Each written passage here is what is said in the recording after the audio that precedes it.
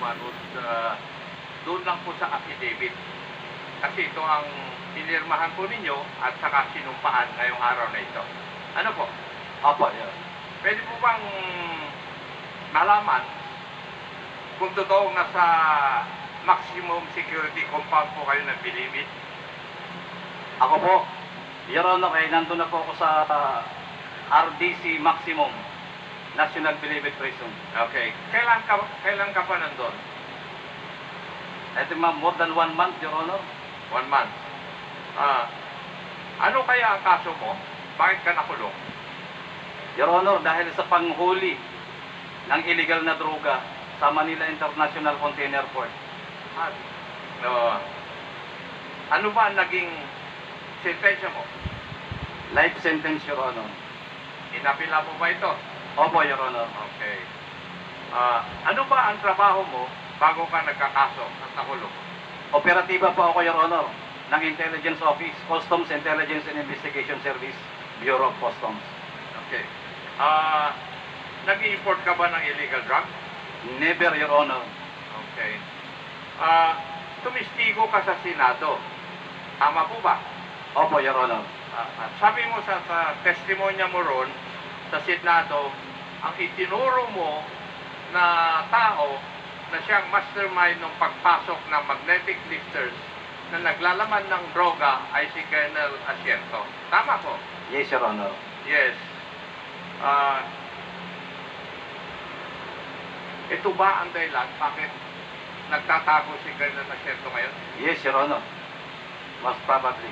Dahil sa pagtistigo mo na siya ang mastermind. Yes, Your Honor. Kaya ko yung ginawa, Your Honor, dahil alam kong hindi niya ako ipapapatay.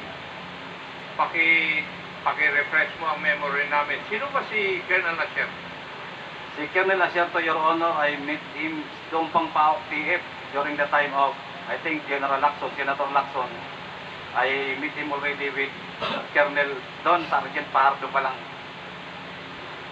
Sinabi mo noon na si Colonel Asierto ang mastermind, pero binawi mo sa pagtistigo doon sa kaso mo. Yes, Your Honor. So hanggang ngayon, yung pa rin ang posisyon mo? Yes, Your Honor. Okay. Relax lang. Kung yun ang katotohanan, bakit mo pinaratangan si Ed Asierto? Ano ang meron? During the time, Your Honor, patayan dito, patayan doon. I had to save my life and together with my family. Alam ko si Colonel Asierto at Colonel Pahardo ay hindi ako pababayaan.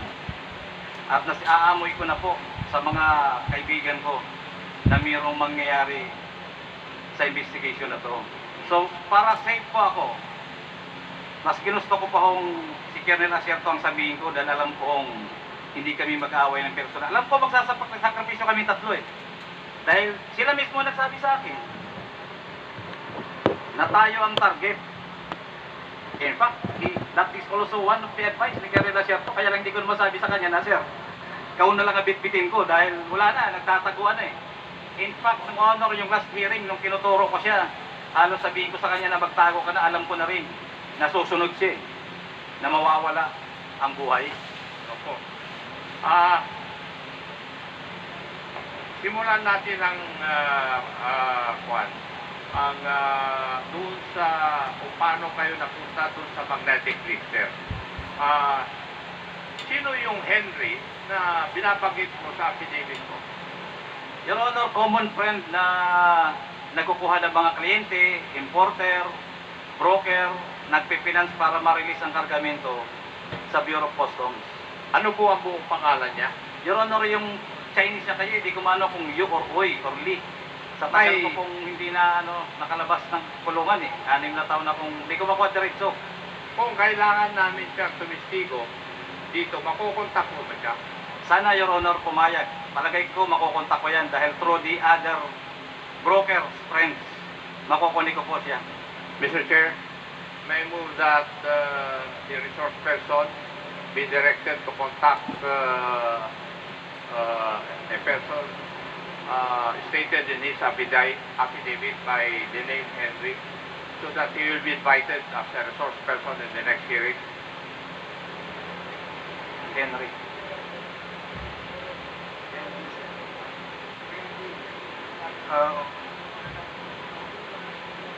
Chairman Akop, may I request that we all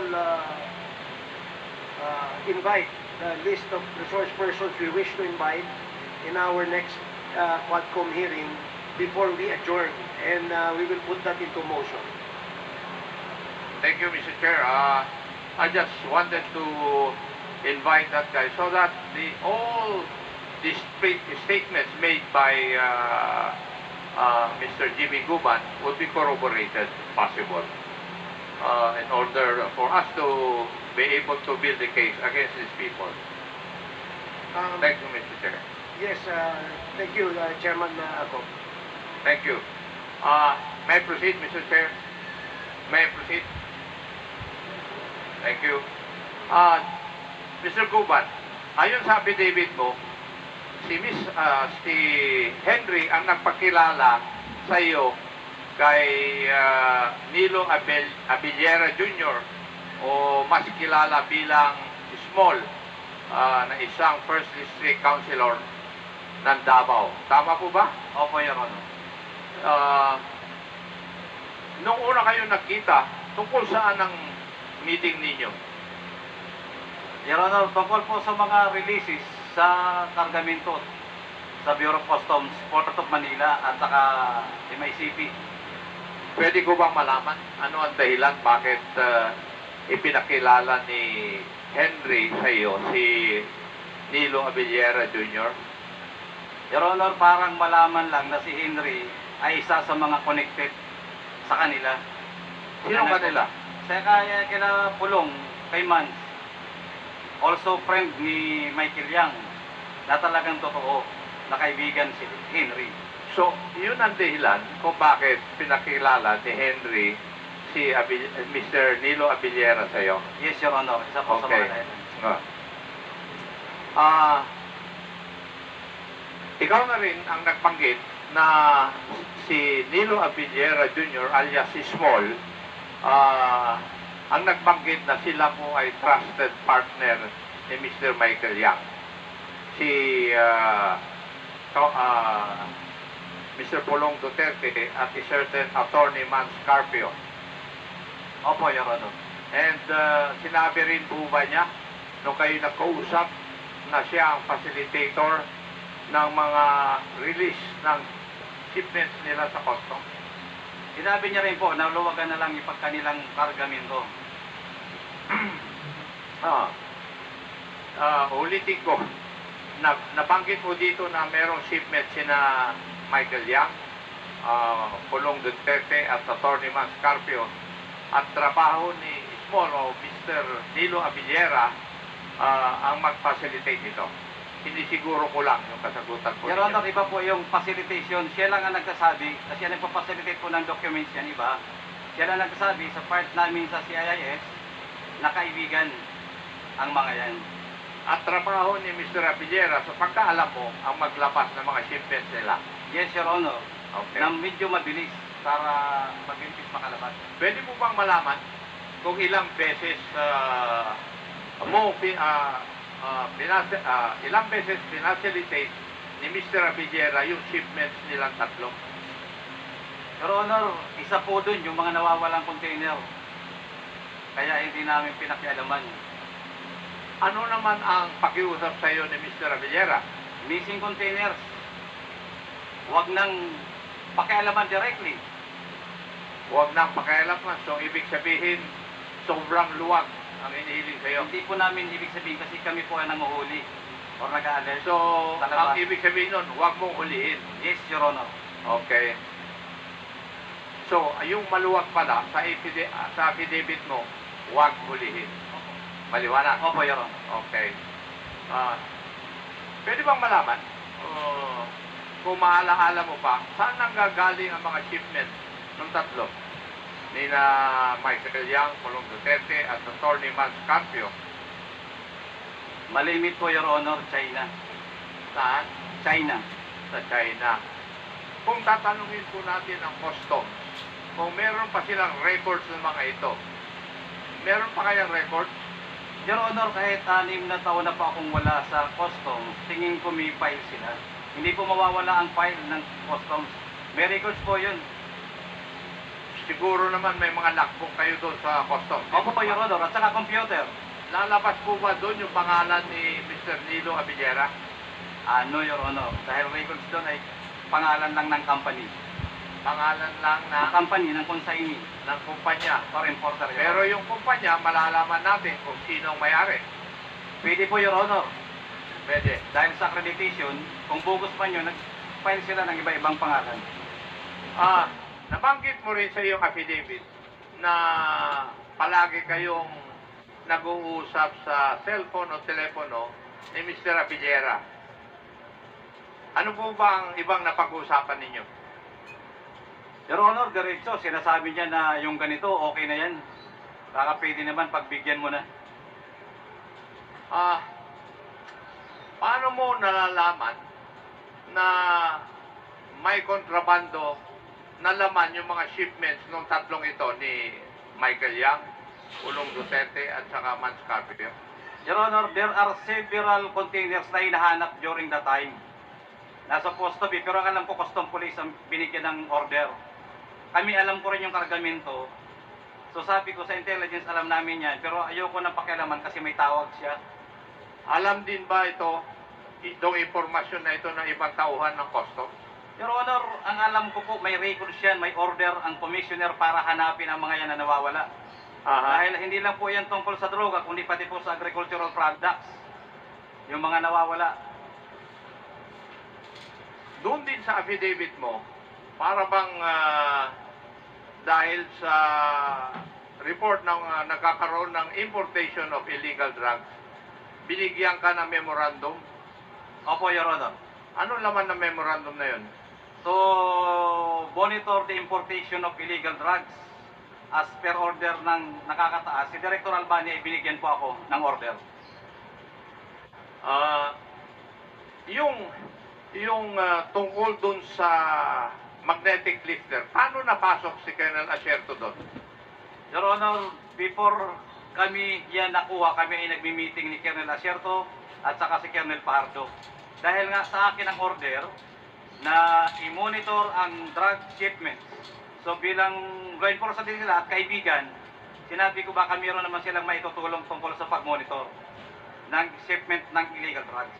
Binanggit mo yung pangalan ng Colonel Fajardo. Sino po ba siya? Si Colonel Fajardo, Your Honor, the late Colonel Fajardo, wala na ngayon. Dati po yan, kasama din ni Colonel Asierto sa ITSOT, PAOK TF. Dati rin po siya ang director mismo during that time ng NCR PDEA. Ng alin? NCR PDEA.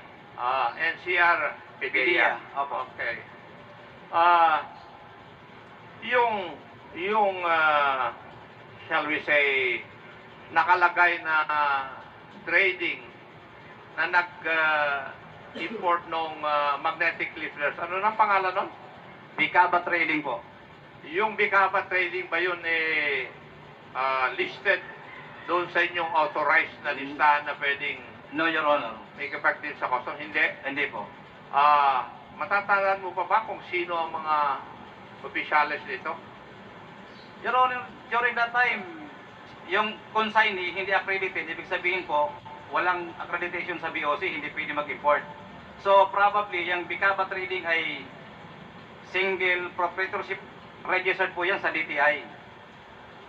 Ayon sa affidavit mo, ang nagmamay-ari sa record ng Bicaba Trading ay mga damis. Sino ba talaga ang tunay na may-ari? Sa pagkaalam mo.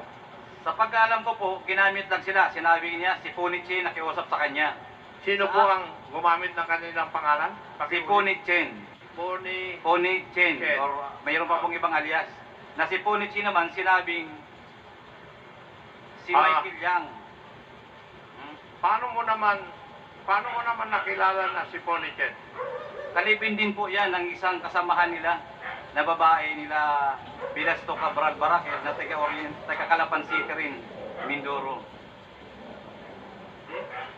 Yun, importer-exporter sa customs. Importer po ang lumalabas sa kanila. Sa customs. Sa customs. Kilalang-kilala rin sila. Hindi po, Your Honor, kasi dyan lang sila ginamit. Kaya nga namin kinausap sila dahil hinahanap namin kung mayroon pang iba. So transaction lang na ito sila ginamit. Yes, Your Honor. Okay. At ano naman ang sinabi sa iyo para luwagan mo sila? Nung mga si Mr. Avillera, si Mr. Ponichen. Dahil yan po ay kanila naman, aayusin nila. So, ibig sabihin, wag mo nang hulihin, bayaan mo na lang. Dahil yan ay kila Mans Kulong at Michael Yang. So, ibig sabihin, ginagamit nila yung pangalan ng tatlo. Opo, Your Honor. Si Michael Yang, si Pulong, at saka si Atty. Mans Carpio. Yes, Your Honor. Okay. Ang susunod kong kwan is yung parte ng affidavit mo na nung ikaw ay na-contempt, nakulong ka, di ba? Opo, Your Honor. At sinabi kanina sa pagtatanong, binisita ka ni certain Mr. Paul Gutierrez. Yes, Your Honor. Tama. Bakit ka binisita ni Mr. Paul Gutierrez? Para takutin at sabihin na huwag sa banggitin yung mga pangalan na yun. Noong panahon na yon, sino si Paul Gutierrez? Your Honor, ang pagkakalam ko lang po, the ACDC man, reporter, writer, kolumnista ng tabloid. Reporter at writer, nakakapasok doon Tabloid. sa detention cell mo para takutin May ka. kasama po na empleyado ng Blue Ribbon Committee. Ano no? May kasama. May kasamang staff ng Blue Ribbon Committee ng Senado. Eh, nanumpa ka. Opo. Mr. Guban, ang bumisita sa iyo, si Mr. Paul Gutierrez, para takutin ka at kasama staff ng Blue Ribbon ng Senate. Yun po ang nagpakilalang una, yung staff ng Blue Ribbon. Yun ang pumatok at nagsabing Blue Ribbon to. Then saka po sumunod pumasok. Pagbukas ko, yun pala ay nandoon sa Paul Gutierrez. Matatandaan mo ba kung sino yung mga staff ng Senate na yon, ng Blue Ribbon? Isang babae lang po, Your Honor, hindi ko na matandaan yung pangalan, pero sa mukha, baka makita ko pa. Matandaan ko pa. Yung bang pinagkulungan sa iyo, may CCTV? Your Honor, sa baba, kayo nga po sabi ko, baka pwede ma-request. Yung parking ng Senado, alam ko may CCTV. So, I request, Your Honor, na sana madala. At si Paul Gutierrez, the whole hearing ng Blue Ribbon, nandoon yan. Yung pagbisita sa iyo ni Mr. Paul Gutierrez at takutin ka, ang sinabi ba sa iyo, i-implicate mo si Colonel Acerto? No, Your Honor. Ano Ako na ang po- sinabi nila? Sinabi lang na wag mong babanggitin yung mga pangalan na yan. Huwag mong banggitin ng pangalan ng tatlo. Okay, paano naman nagamit si Mr. Paul Gutierrez? Meron ba siyang amo? Sabi niya, si Benny Antiporda. Siya din na nagsabi na kaibigan ni Michael Yang, si Benny Antiporda, treasurer or secretary, officer sa National Press Club. Sa kanya po yun ang galing yun. Si Paul Gutierrez ang nagsabi nun. Yes, Your Honor.